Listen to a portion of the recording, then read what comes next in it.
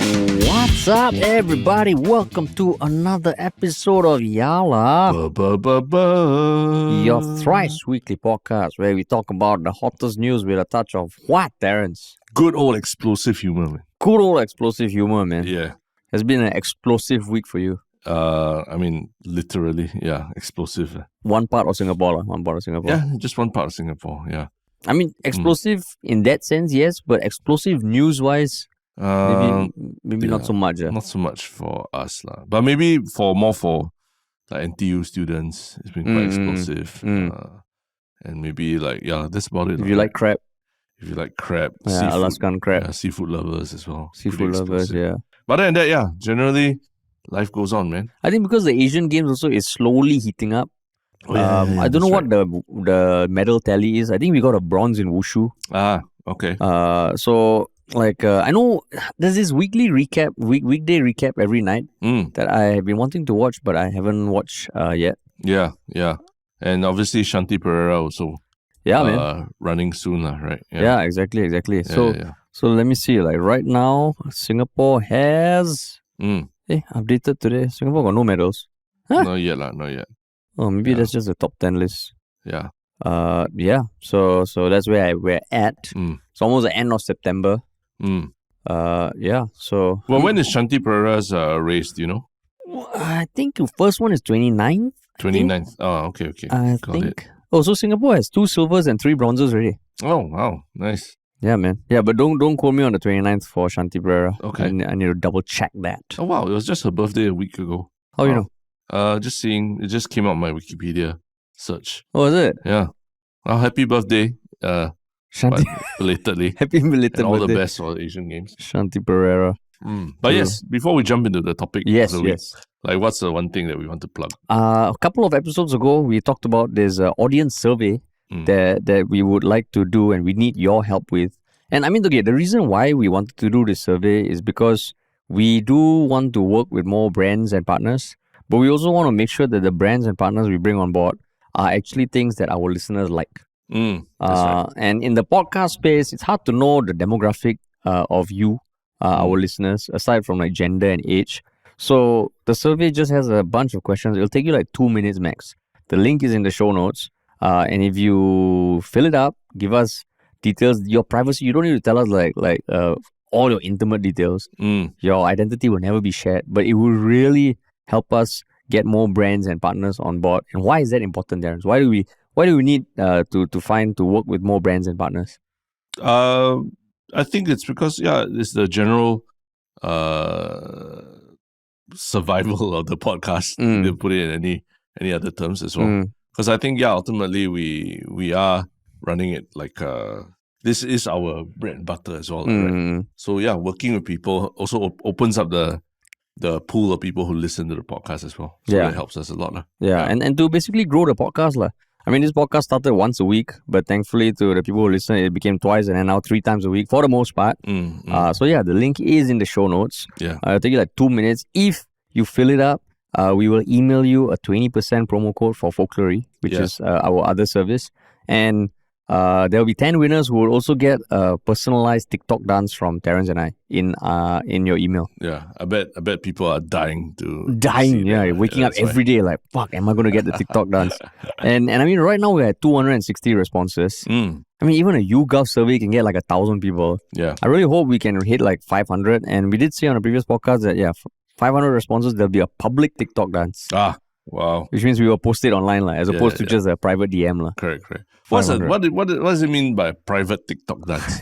Like if it's private, only then fans, it can't be on TikTok. No, private so a TikTok dance I think is like a thing.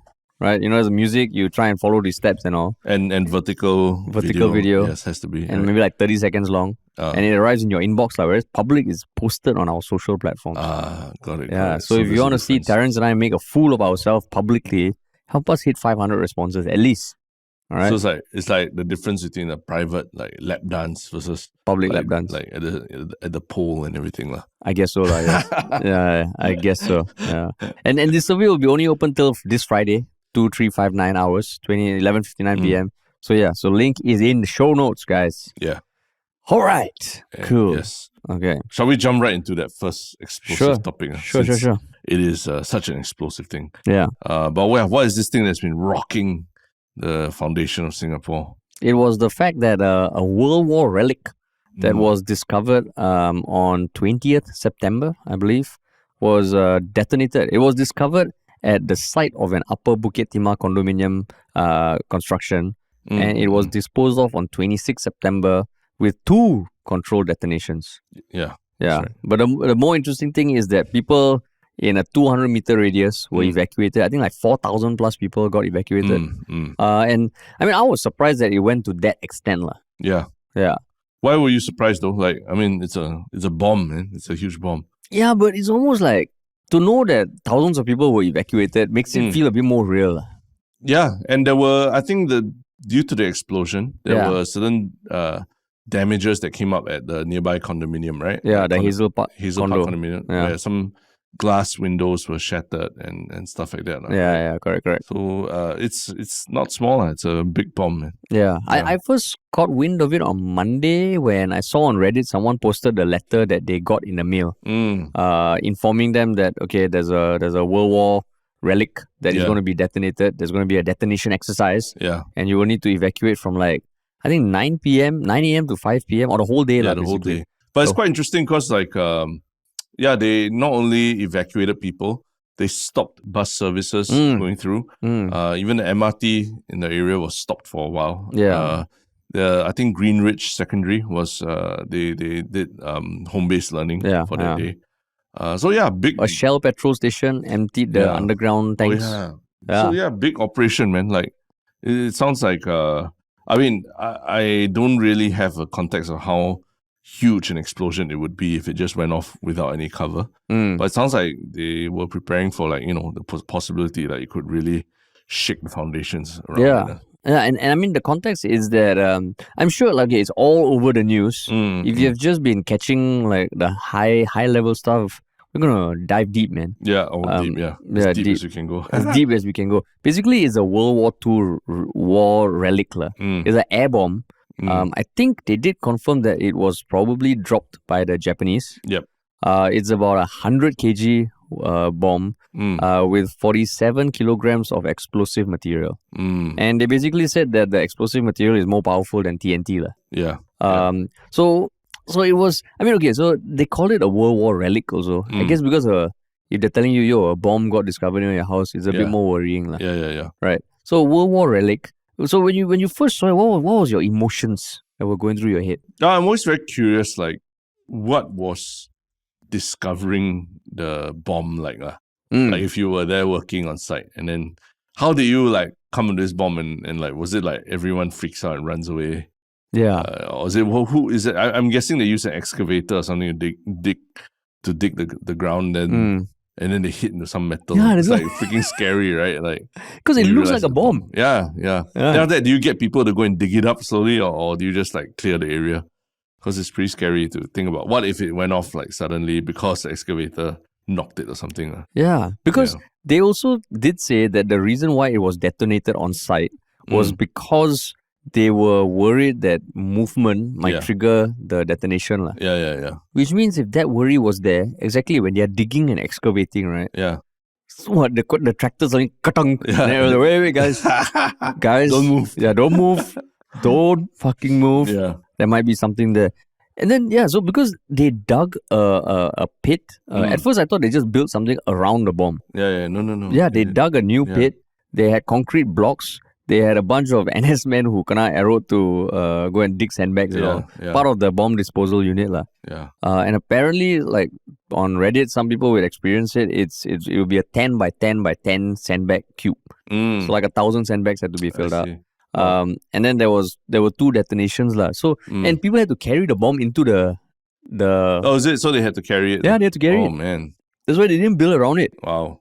Pretty scary. So a bunch of dudes had to carry it. I see. So there's one thing about finding the bomb. There's one thing about having to go dispose the bomb. Yeah, but I'm guessing they probably have assessed it that the mechanical trigger and everything is probably not working already, right? I don't know. So in spite of the explosives being there, but it can't be triggered unless there's an explosion. Or movement. That's why they don't want to move it. Maybe. But you just said that they moved it. I think they move like carrying, like, Yeah. if you carry a cake versus you just put a cake in a lorry. Yeah. Got two different things. Yeah. So I think that was the concern. But the other thing that was, I thought, like how did they... I'm figuring if you have a bomb there, even in that pit, and then after they had to move all those concrete blocks around it. Right? Yeah. They never showed it, but how did they move those concrete blocks there? Were they carried by people? I don't think so, right? No, I think they put the blocks first, then they move the bomb in.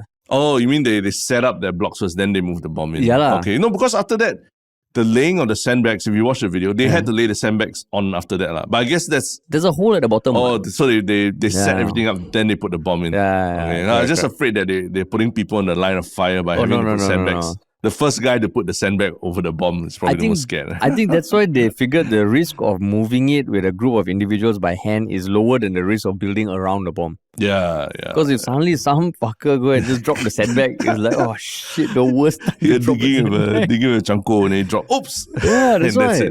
Or like using your phone, then something sets off the radio wave or something like that. Yeah.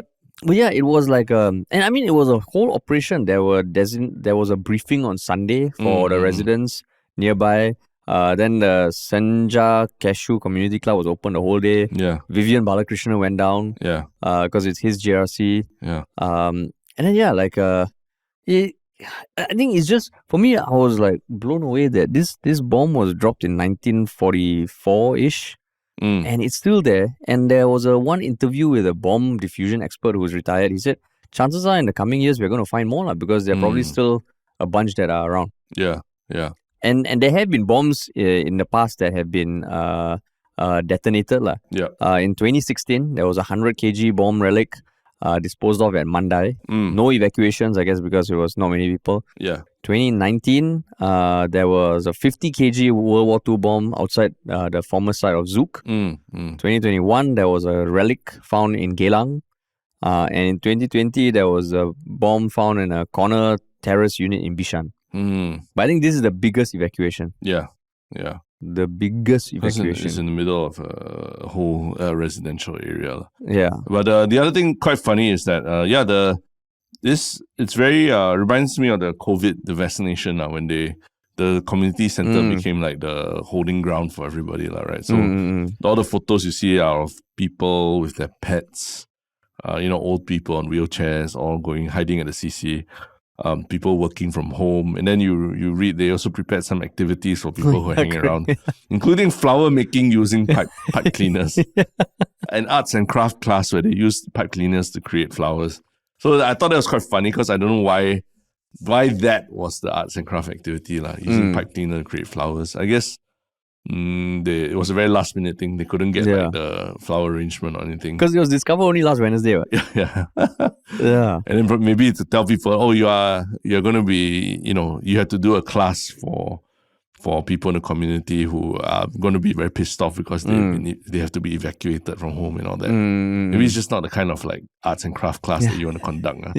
So they probably just arrowed somebody within the CC. Hey, what do you know how to do something? You know what, pipe cleaner? Yeah, we got a lot. I check YouTube. Just check YouTube. I mean, there was a video to teach them how to do the pipe cleaner stuff. Oh, was it? There was okay. I think there was a video.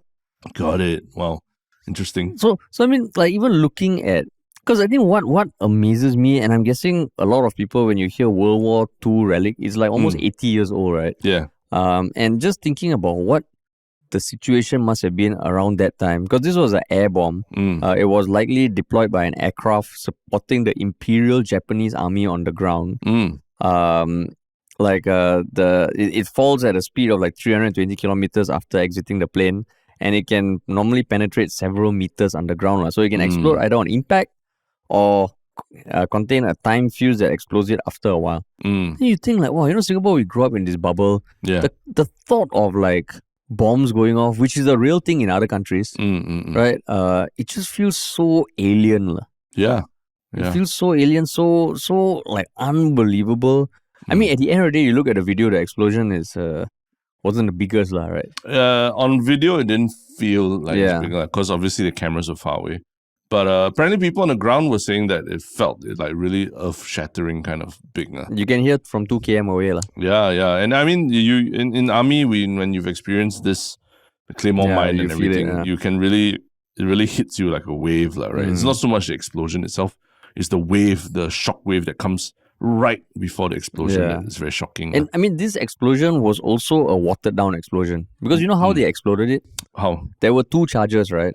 So what I found out is that the explosive material inside can burn off without an explosion. Oh, okay. So the first explosion was this shaped charge that they put outside. There was an explosion that was big enough to crack the metal outside, and ignite the explosive inside to burn, not explode. I see. So after like an hour, they let as much to burn off on its own, and then they detonated a second charge to explode everything else that was left. Got it. So it's a much more watered down. So it's not the full power of a 100 kg bomb. Got it. Well, that reminds me of the NS days when the explosive ordnance people would come in. Like I think I was one of those guys that when I threw my grenade during my BMT, it didn't explode. Oh, is it? Yeah.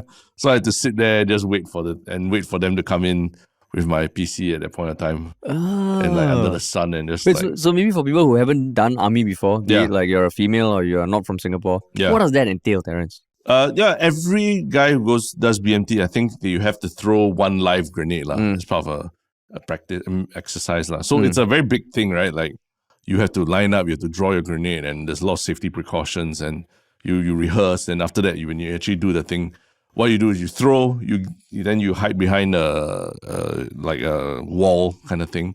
You crouch and hide behind a wall, and you wait 6 seconds, and the thing's supposed to explode. And if it doesn't explode, then I remember there was some protocol where you had to basically wait like, I don't know, 20 minutes, half an hour. Oh, everybody waits. Everybody waits. Then you wait with your PC who's probably pissed off with you, like, because it didn't explode. You just sit there and just wait for half an hour. And if it doesn't go off half an hour, then I think they call in the explosive ordnance people to come and just you were one. So I was that fucker that held up everybody's day because my grenade didn't explode. You yellow butt back then also. Yeah. What yellow butt back then? No, everyone is like, okay, you're like, but mine not going to explode. Yeah. So you could tell my slightly rebellious streak even back then already. But yeah, so it's the crazy thing is how cool those explosive ordnance guys were about it. They would just walk in, just look around, look at the thing, and after that set some charges or something like that. Yeah. And then be on their way after that.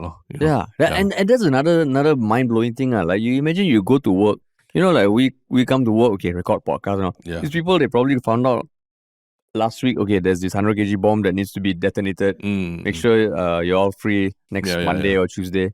We're going to go down. And I don't know, maybe for them, like they know enough to know that, okay, this is not, the risk is small, so for them it's like still okay. But to a layperson, it sounds like, wow, you're walking into, and even after the detonation of the first bomb, there were people who went to inspect how much explosive is left over, and then they placed a counter charge. Yeah. Remember, I mean, we've had Paul, remember?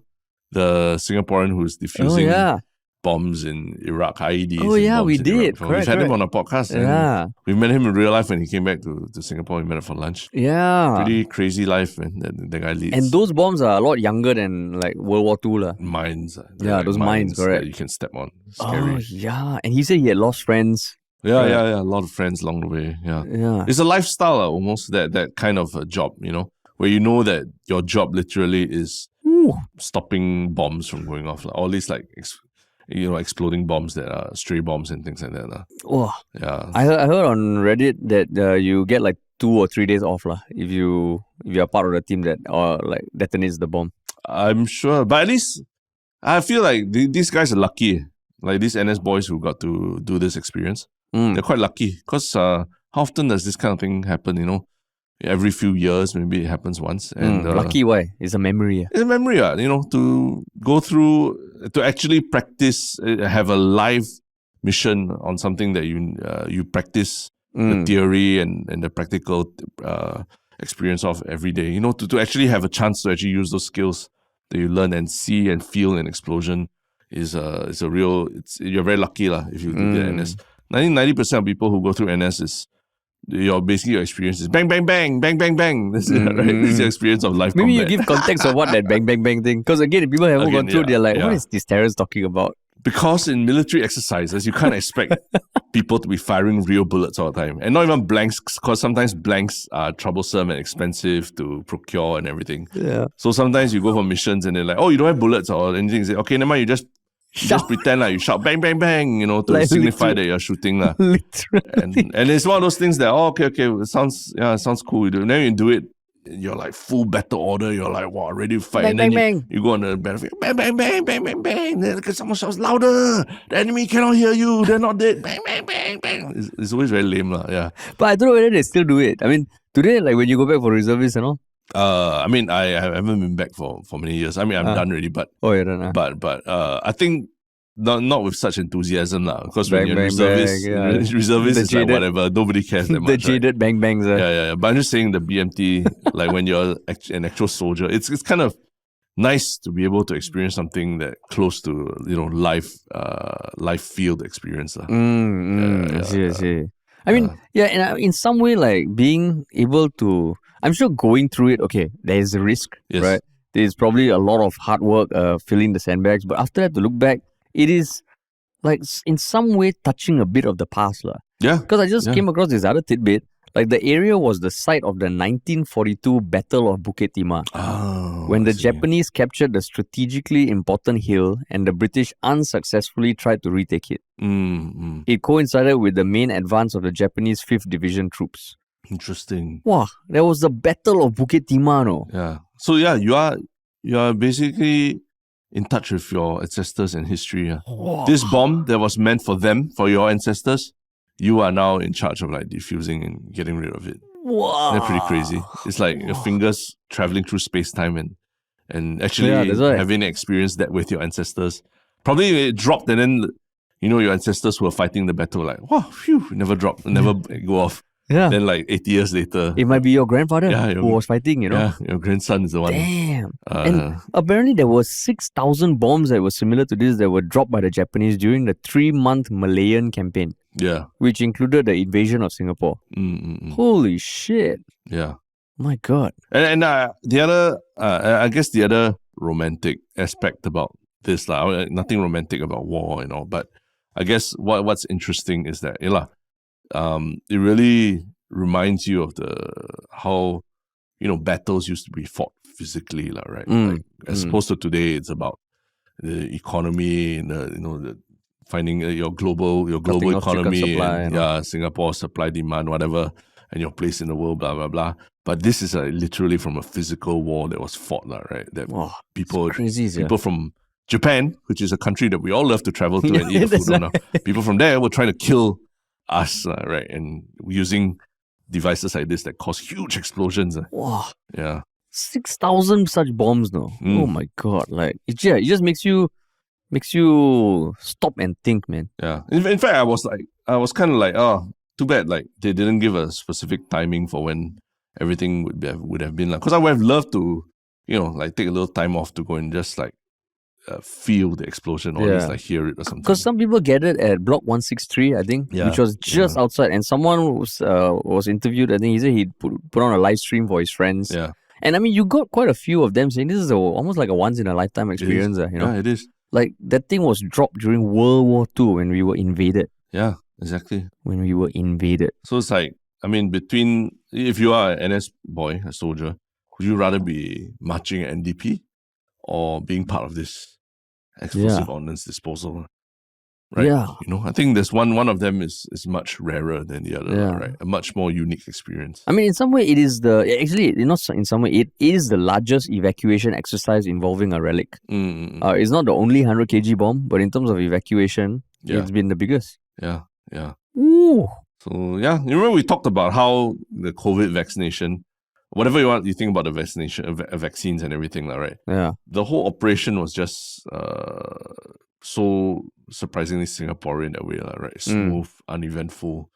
Everyone just complied and did it as well. In some ways, this gave me that feel, like just watching how everything was conducted and the explosion was done. No big fanfare and everything, and everyone just complied now. But I mean, that's the rosy side. Does the other side make you think like, oh shit, there are so many probably undiscovered bombs? Because I found one indication of how powerful 47 kg of explosive is. It's enough to destroy a block of flats. Oh, yeah. I'm not surprised. Yeah, but does it make you wonder, like, oh shit, now there's so much construction going on. There's so many new MRT stations being built. Yeah. If this is always in the vicinity, does it make you go, oh shit?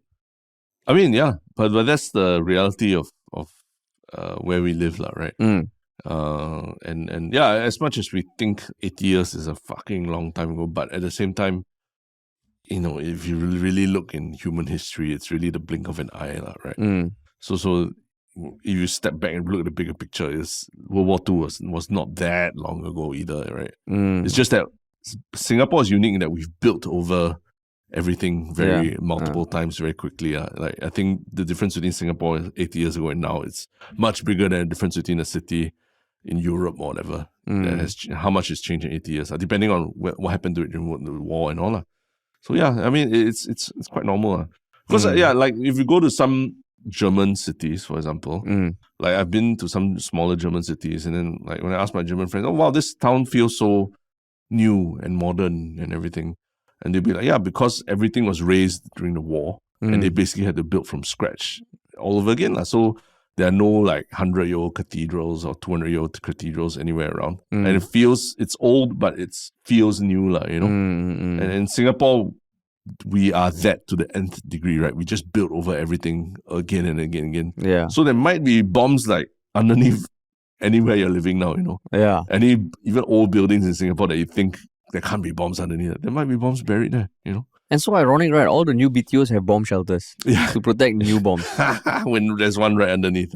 Yeah, because the more you talk about it, the more there's this one sentence also that opened this Straits Times article, was likely dropped during the Battle of Bukit Timah in February 1942, the final stage of Singapore's fall to the Japanese. Yeah. Because in contrast to that, there was some Austrian couple that was interviewed, and they said for them, there's a bomb.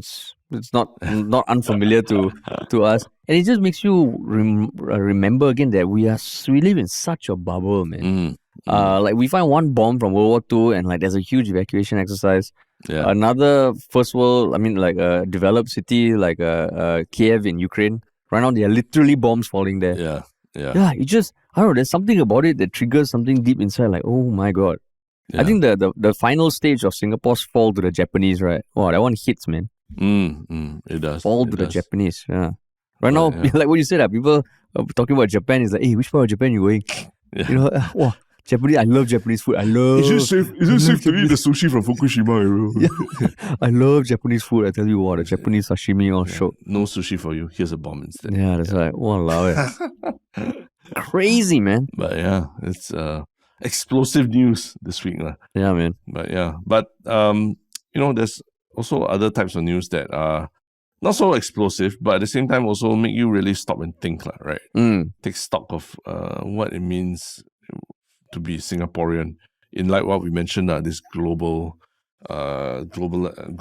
world and everything, where Singapore is just one country in this huge machine, right?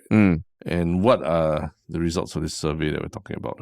Yeah, so a bunch of findings. One of which was like, we can go through in detail. One that was highlighted was slightly less than half of Singaporeans believe that if the country is attacked by anyone, the international community will help.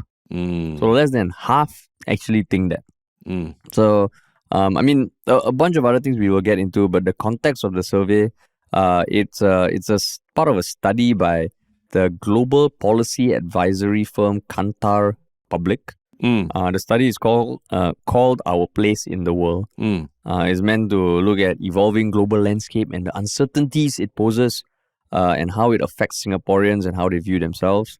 So it seems like it was focused on Singapore. And when I looked up Kantar Public, it's not a Singapore company. It works with like governments and establishments around the world. They had previously conducted research for our government, including a study for MCCY on social cohesion. But this survey was done with 760 plus Singaporeans between June and September. There were more than 90 questions over 6 sections. And I tried to look for the report. Again, it was damn hard to find. Okay. But But yeah, so as you read through this, I mean, it's another one of those like general surveys that don't give enough like demographic data to really drill down. But what are your thoughts? I think the survey, it comes at a interesting time also, right? Where when you talk about global uncertainty, I think the biggest thing is basically where does Singapore sit, in the big fight between the superpowers, right? US and China, And I think in recent months or years, we've actually been talking about this more and more, right? The influence of China on Singapore and the fact of what, the domestic politics in the US being a real, not say distraction, but it's taking over it's taking over the discourse in America. I think there's less focus on international issues and the US, the place of the US in international issues. So I think this survey kind of does show that I think Singaporeans are waking up to the idea, right? That we have to, we kind of got to find our own space in the world. Because I think some of the results were quite clearly tell you that, like, the fact that more than 80% know that, social and political unrest in our neighboring countries will impact Singapore. And only 50% agree that if Singapore is attacked, that the international community will come to its aid. That tells you that, not 1 in 2 people actually think that, hey, people won't come to help us. And we kind of got to look, but we know that whatever happens around us will impact us. But if we are attacked, we might not get help. Yeah. So those 2 points together kind of makes me realize that, hey, I think Singaporeans are really starting to feel that already. That aspect. Yeah. And I mean, like, on that also, another like 54% agree that Singapore being open and inclusive makes us vulnerable. Yeah. And like 36% agree that Singapore is too small to compete in the world. So what surprised me about the findings is that it feels like we're quite pessimistic. Basically, 1 in 2 people think that if we are attacked, international community won't help us. Yep. More than 1 in 2 people think that by Singapore being open, it's making us vulnerable. Versus like closing off. Yeah. Like 1 in 3 people think that we're too small to compete. Yeah.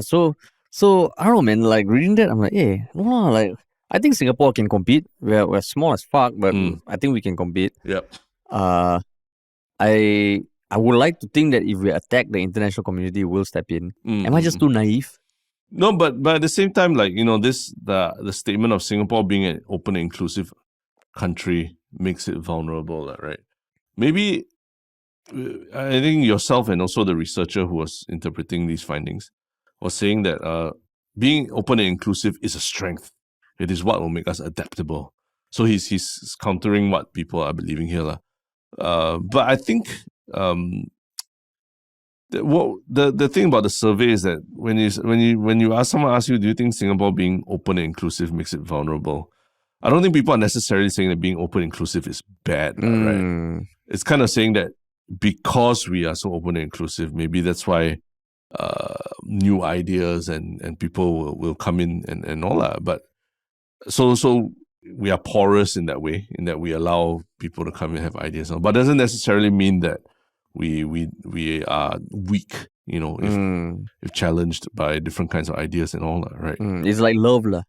In what way?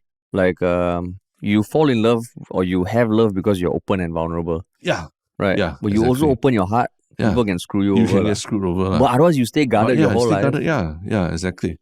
So, I mean, it's like love. Yeah, so you can read it as a very pessimistic result, but I also can see it as it's just a very practical understanding of what it means to be open to the world, right? We need it, and that's how we succeed. But it's also why we also we have to be very careful, right? Yeah, and I mean, I guess you also don't want to be overly optimistic for any one of this, right? Yeah. Where you think if Singapore gets attacked, of course the international community will come and help us. You never know. You never know. Yeah. Because in some way, like what you said, I mean, right now I think for the longest time we have been kind of like, okay, we don't overly favor Singapore, US or China. Yeah. We're kind of like balancing this ground. like I can imagine countries wanting to help another country. There's also this thought lah. Who is this country allies with? If I help, am I ally of that country? Yeah, so it's not as simple as that lah. Yeah. So I think it'd be if they just ask the opposite lah. Like, do you agree that Singapore should close off or be less inclusive so that we more cohesive that way? If a lot of people say yes to that, then I'm like, okay lah, there's something there about Singaporeans being a bit closed off to the world. Oh, so you're saying this one is like, yeah, it does make you vulnerable, but it's still overall people would say, yeah, if it's closed off or open up, more people will want it lah. Yeah. And it's like love lah. It's like love, yeah. I'm glad you brought in the example because it's true. You can't find love unless you make yourself vulnerable, right? If not, you just close off and you just have very two-dimensional relationships all the time. You can't find love. Yeah. Maybe there's some people listening who are like, hey, I found love, but I don't need to be that vulnerable. Right? Yeah. Because that's the thing about surveys, right? Sometimes you don't. It's not 100% that the questions that are asked, that people will understand the questions entirely, right? Yeah. But then it goes back to the context of this survey. I mean, Kantar Public, I think, they're not a local company, they're doing this. I mean, they want to establish thought leadership and all, but I was just curious. I know that one person shared more about YouGov in a previous message that we mentioned on the podcast and gave context about how they do their studies. But yeah, Kantar Public, interesting. Like these kind of things, whether they're commissioned or not, I always find it curious because I mean they had like 90 questions. Some other highlights was like about the ability to speak conversational English. 48%, so like almost 1 in 2 said it's either very important or extremely important for new migrants to be able to do so. Yeah. So goes both ways. Apparently 94% support national service. Which also felt a bit higher than I would imagine. And 85% strongly agreed that being Singapore citizen is an important part of who they are. Yeah, but again, like even the national service statistic, right? Like agreeing that it is necessary for the defense of Singapore, but the nuance is lost there, right? Like you can agree that yes, we need national service, but how national service? You know, the duration, whatever. I think that's still people can still debate a lot about it. Correct. So yeah, I mean, it's a very blunt instrument. There's these surveys, and they did say the in-depth results will be slated for release in the first quarter of 2024. Yeah. Oh, so these are just high level studies. Yeah. Interesting. Yeah, but how do you perceive? What do you think about Singapore's perspective amid the global uncertainty? Well, what is your take on it? I mean, based on this survey, I would still say it's a bit more pessimistic than I thought. But after thinking about it and looking back, I can understand. Because if you ask me, am I more optimistic or more pessimistic? I'm not overly optimistic. Yeah. You're generally a half glass, half empty glass kind of guy, right? Yeah. I thought I'm more of a half full. Is it? I thought you're a glass half empty kind of guy. I would say I can be both, but I would say I would think like I'm a more half full one. Right? You are the half empty one. No. I'm the one that I'm analyzing the glass all the time. Nonsense. There's so many times when I'm excited about some idea and I tell you the first thing you tell me is too full. The first thing you tell me, Harish, I don't think that will work. Then I'm like, oh shit. Okay lah, Terrence. Basket, call me half empty. I'm half full, man. Yeah. But I don't mean it as it's not an insult lah. No, but you're saying I'm half full or half, or you just pulling my leg? You just said you're pessimistic, right? So I'm just pointing out. I would say like less optimistic. If you ask me, am I on the pessimistic side or optimistic side? I'm still on the optimistic side. Yeah. But maybe a few years ago, I'll be like, yeah, fuck yeah, man. But now I'm like a bit more chill. A bit more realist. You? About you? No, I mean, I look at this data and it's interesting because we're such a small country, and I agree that we get influence from much bigger countries and cultures very easily, very quickly. Like new culture, new things or new gadgets, everything. They just flood a market. Like look at how K-pop has basically. I mean, not just in Singapore, but Singapore is a really good test bed, right? Yeah, how K-pop is literally being played on now. What used to be known as our English radio stations now, so. I think it's important to kind of know, okay, at least the people in this survey are cognizant of like how precarious our position in the world is also. That's true. That's true. Like it's not all roses and hugs. around the world, which is a good perspective, Yeah. Which is a good perspective. Which I think the government has been trying to teach or at least tell people in more recent years, right? That it's not all a bit of roses outside of Singapore. So you can look outside, but just also try and appreciate what we have here as well, which is something that I think when you lived and studied overseas and all, you sort of get that feel as well, right? It's not all a bit of roses out there. Yeah. Or you spend any extended time in a different country, you realize, oh shit, Singapore has its issues, but every country has its issues. Yeah. There's no country that's perfect. Yeah. And I think, no country is free from any shit that could happen. I mean, you just look at it like Kiev in Ukraine. Yeah. 2 years ago, it was like you could think of it as a tourist destination. Yeah. But now it's totally the opposite. Yeah. And bombs can pop up in Singapore. Yeah. And all that. Yeah. Unexpected. World War relics, Terence. World War relics. World War relics. Bombs. World War relics. But that's our like slightly more pessimistic news this week. But what is your one Shiok comment? My one Shiok comment. Shit. I was gonna say one Shiok thing. Okay. If I can go first, yes. can go first. Please do. I think there were a bunch of interesting comments recently about our last podcast about the Japanese tourists calling the police over the overpriced crab dish. And I'm quite surprised and that a lot of people are also they're against what the restaurant is doing, practicing tourist trap tactics.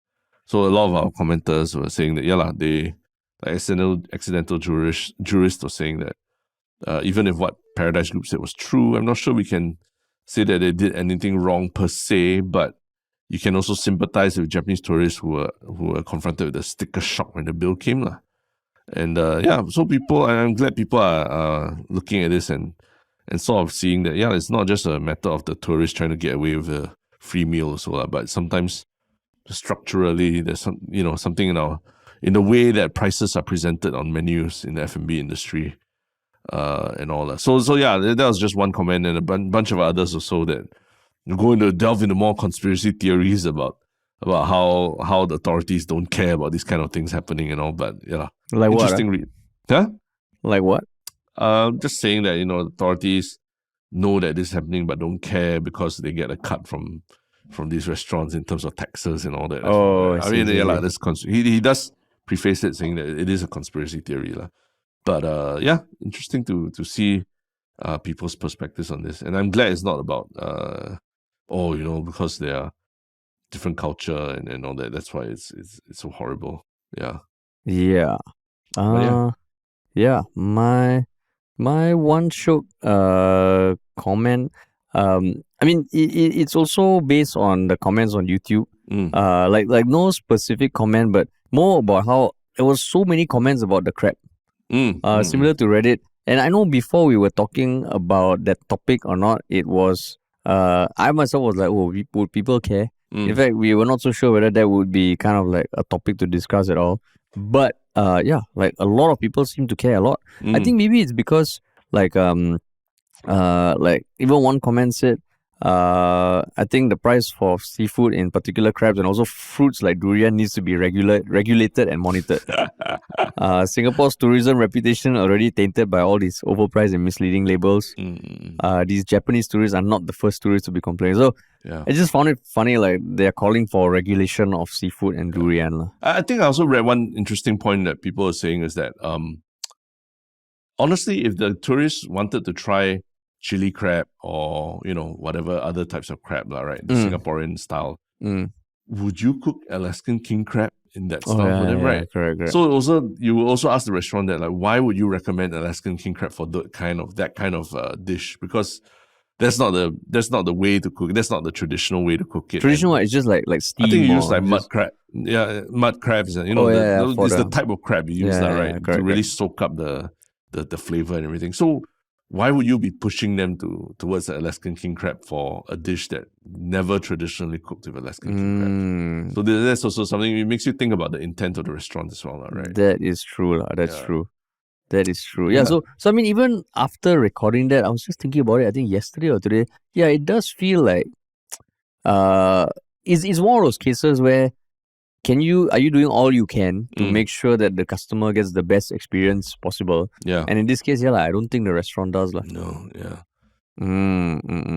But yeah, cool. And what is your one Shiok thing? My one Shiok thing is, I can't remember if this has been my one Shiok thing before, but it's an Instagram account that I came across a few years ago that I recently just Instagram fed it back to me.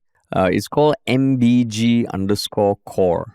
And what they do, they don't post very often, but they do CGI. Okay. That is very lifelike, but also very irreverent. So now they had like 3 or 4 posts called like Ultimate Parkour. And it looks like an actual video clip, but it's very, very expertly animated. And they just showed I think they specialize in like human movements and acrobatics. With a touch of like comedy and cheekiness. But with CGI? CGI. The whole thing is CGI. And it looks damn dope. And they have a few videos that show the breakdown on how they do it. They show like Superman getting like slammed in the nuts. They show Sadako coming out of a well and doing a TikTok dance. And it's all very well animated. So yeah, I saw I got served the video again and I started rewatching their content and oh my god, it's cool. It's so cool, man. Interesting. Yeah. What's the name of it again? Sorry. MBG_core. Okay. Yeah. Cool. My one Shiok thing is just a series of old videos that somehow were fed to me while I was on holiday on YouTube. It's Heaven's Gate cult members recording their farewell messages from like 20 years ago. I don't even remember the Heaven's Gate, like the suicide. Japanese, right? No. The Americans American cult that believed that they were about to ascend into a next level of civilization, and that they had to shed their vehicles on Earth in order to do so. And the leader of the cult claimed to be, the next coming of Christ and everything. And so he convinced I think like 37 other people to take their lives together with him. But they apparently, I think last year there was a documentary about it because I think it's the 20th anniversary or something like that of that incident. But they actually recorded farewell messages. Every cult member actually sat down and recorded farewell messages saying how happy they were to move on to the afterlife and all that.